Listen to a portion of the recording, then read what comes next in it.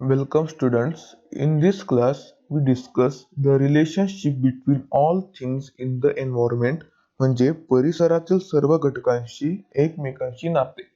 तर या भागात आपण परिसरात आढळणारे सर्व घटक एकमेकांना कसे सहकार्य करतात याविषयी शिकणार आहोत. मागील भागात आपण परिसर म्हणजे काय, कोणकोणते घटक परिसरात आढळतात, नंतर सजीव व निर्जीव म्हणजे लिव्हिंग अँड नॉन लिव्हिंग यांच्यातील फरक हे शिकलो. तर या भागात आपण हा धडा पूर्ण करणार आहोत. तर सुरू करूया. Water and air are a part of the environment. All living things need them. Living things also need food. They get their food from the environment. पाणी आणि हवा हे परिसराचे घटक आहेत. सर्व सजीवांना यांची गरज असते.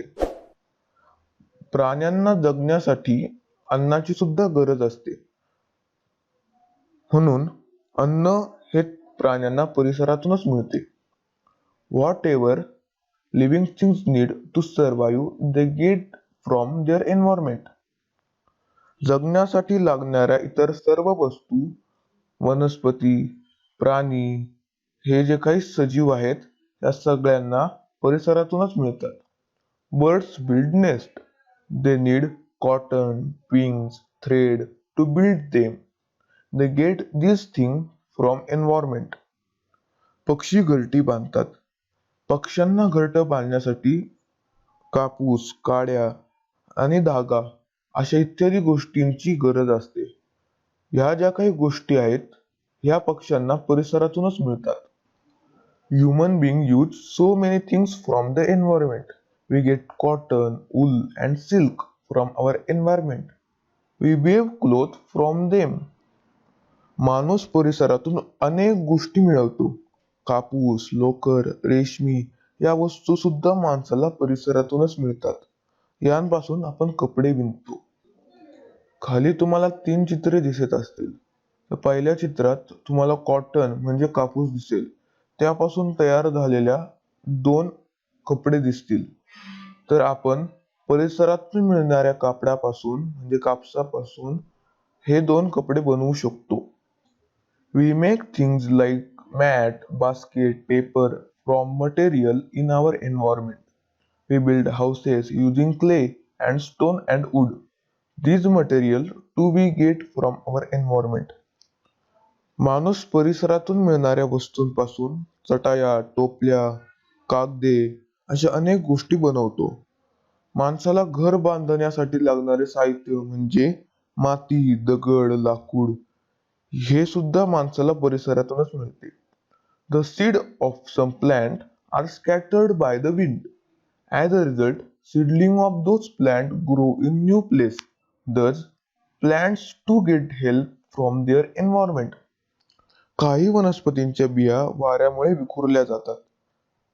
म्हणजेच काय तर वनस्पतींना लागणाऱ्या ज्या काही बिया आहे हवा आल्यामुळं त्या इकडे तिकडे पसरतात व नव्या जागेवर एखाद्या येऊन पडतात.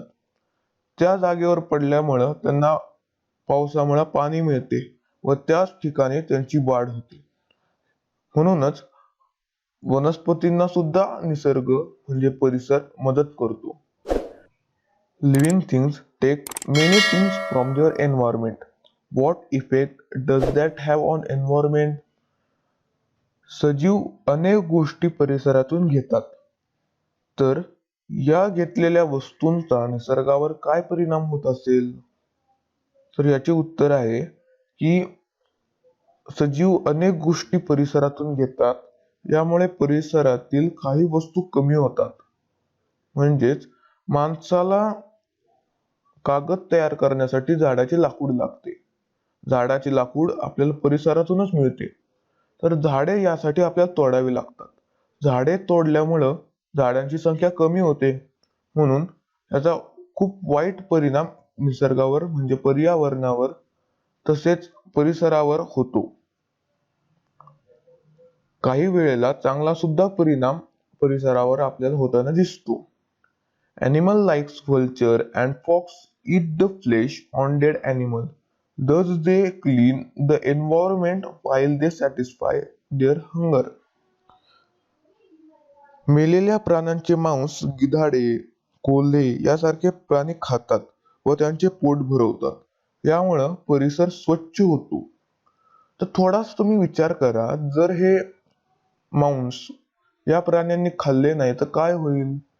तर या शिल्लक राहिलेल्या मांसामुळे विविध प्रकारचे रोगराई पसरेल व याचा आपल्यालाच त्रास होतो. म्हणून ज्याप्रमाणे आपण निसर्ग खराब करतो त्याचप्रमाणे निसर्ग हा परत स्वतःला स्वच्छ करण्याचे काम सुद्धा अशा प्राण्यांकडून करून घेतो. Remains of a dead animal decay. They mix with the soil, leaves fall of trees, they too root and get mixed in the soil. This make the soil fertile. Plant get nourishment from fertile soil. मेलेल्या प्राण्यांचे उरलेले भाग कुजतात. ते मातीत मिसळतात. झाडांची पाने गळतात. ती सुद्धा मातीत पडून कुजतात. यामुळे माती कसदार बनते म्हणजे सुपीक बनते. सुपीक मातीमुळे वनस्पतींचे पोषण सुद्धा चांगले होते. लागवडीच्या दरम्यान शेतकरी जमिनीमध्ये काही खते टाकतो. का? कारण की येणारे पीक हे सुपीक आणि जास्त मिळावे यासाठी शेतकरी त्यामध्ये खते टाकतो. Thus living thing bring about change in non-living thing too. म्हणजेच निर्जीव वस्तूंमध्ये सुद्धा सजीवांमुळे बदल घडून येतात. Do you know? माहिती आहे का तुम्हाला? A sheep's body is covered with wool. The sheep feed on leaves, on scrub. मेंढीसारखा केसाळ प्राणी हा झुडपाची पाने खातो. As it does so, the seed of some scrub can get caught in its wool. When the sheep goes somewhere else, the seeds may fall off there. Thus, the seed helps new seedling of the scrub to grow in many different places. In this way, the sheep, which is an animal, and a scrub, which is a plant, help each other. तर मेंढी आपल्याला माहिती आहे की पाने खाते, गवत खाते.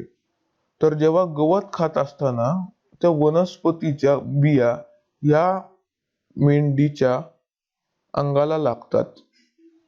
यामुळे काय होते की जेव्हा मेंढी दुसरीकडे हालचाल करते, मूव्ह होते, तेव्हा त्या बिया जमिनीवर पडतात.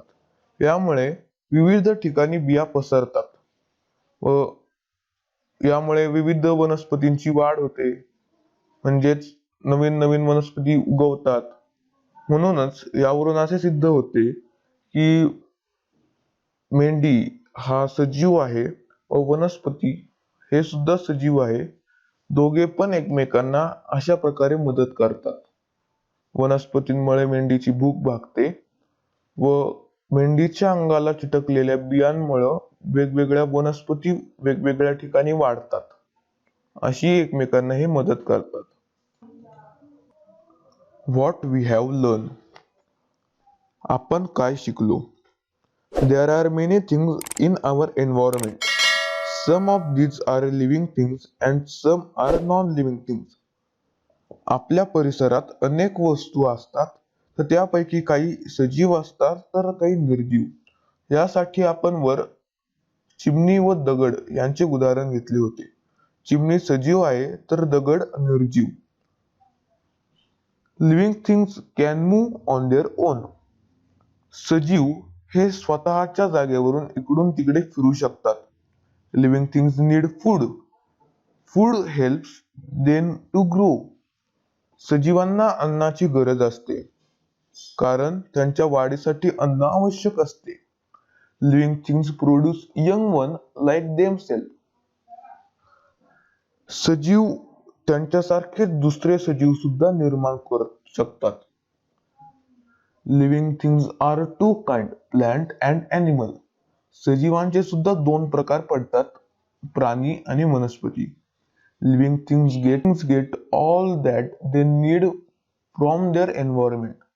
सजीवांना जगण्यासाठी लागणाऱ्या सर्व गोष्टी या त्यांना परिसरातून मिळतात. Living things bring about change in non living things too. निर्जीव वस्तूंमध्ये सुद्धा सजीवांमुळे बदल घडू शकतात. All things in the environment depend upon each other. परिसरात आढळणाऱ्या सर्व गोष्टी या एकमेकांवर अवलंबून असतात. Always remember, the need of all living things are fulfilled by things in their environment. Such things should not allow to go waste. We must take care that we do not cause harm to the environment.